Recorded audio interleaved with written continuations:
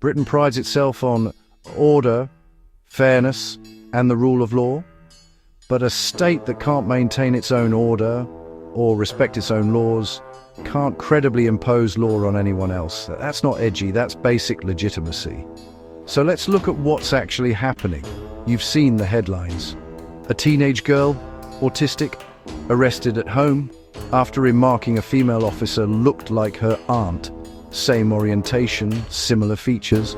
An elderly man in a wheelchair confronted in a care home dies after police intervention over a reported cutlery knife. Nighttime visits question people about opinions on illegal immigration and opinions on terrorism.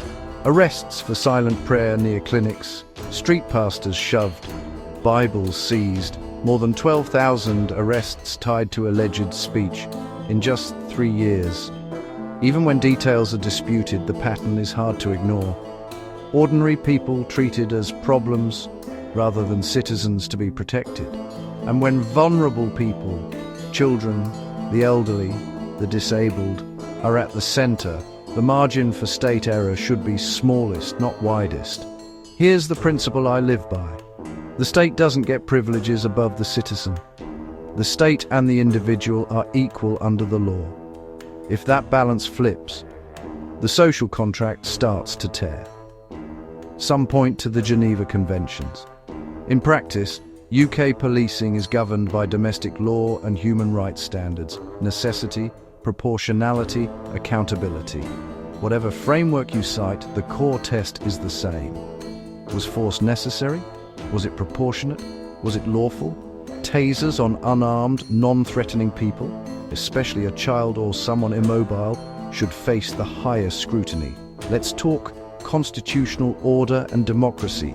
A constitution, written or unwritten, exists to guard basic liberties, speech, conscience, due process, equal protection.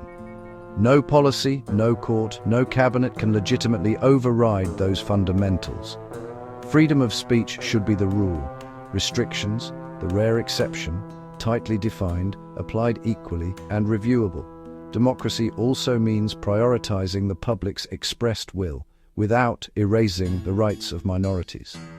Majorities guide policy, rights set the guardrails. You need both. Security matters, national and public. But security can't become a magic word that trumps every right, every time. The real question is always, what specific risk, what evidence, what least restrictive measure protects people while preserving liberty? So, what do we do? Shock is not a plan. Reform is. Codify a clear use of force ladder in statute. Necessity first, proportionality always. More independent review automatically triggered when force is used on minors, the elderly, the disabled. End vague speech crime enforcement. Define harms narrowly. True threats, incitement to violence. Protect everything else. Unpopular opinions, silent prayer, religious expression. Create a citizen-led oversight body with real teeth. Subpoena power. Disciplinary recommendations that can't be quietly ignored. Transparent reporting. Mandate de-escalation training. Disability-aware protocols audited annually with public metrics. Guarantee video. Body cams on. Footage released by default after critical incidents with privacy safeguards. Protect due process. No home arrests for non-violent speech without judicial authorization and clear evidentiary thresholds. Can a state that refuses these fundamentals claim legitimacy? I don't think so. A state that cannot maintain lawful order or abide by its own standards needs peaceful democratic replacement through elections, legislation, court challenges and civic action, or urgent reform that is functionally equivalent.